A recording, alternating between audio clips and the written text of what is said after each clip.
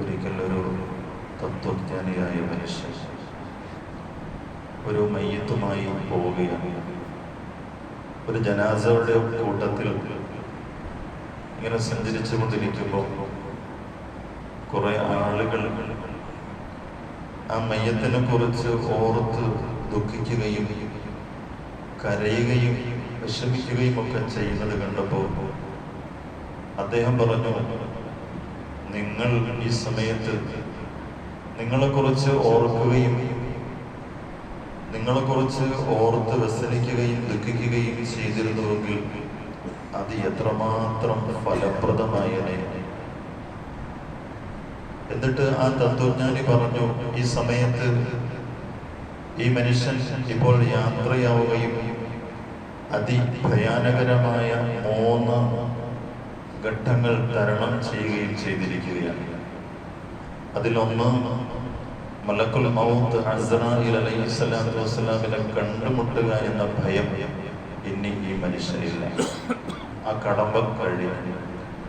രണ്ടാമത്തത്, മരണത്തിന്റെ കാഠിന്യത, അതും ഇനി ഈ മനുഷ്യനുണ്ടാവില്ല, അതും കഴിഞ്ഞു പോയി.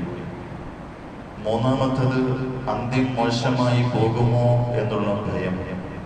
ഈ 3 ഘട്ടങ്ങളും തരണം ചെയ്ത് കടന്നുപോയ ഒരു മനുഷ്യനെ കുറിച്ച് ഓർത്ത് നിങ്ങൾ എന്തിനാണ് വ്യസനിക്കുകയും ദുഃഖിക്കുകയും സങ്കടപ്പെടുകയും ചെയ്യുന്നത്?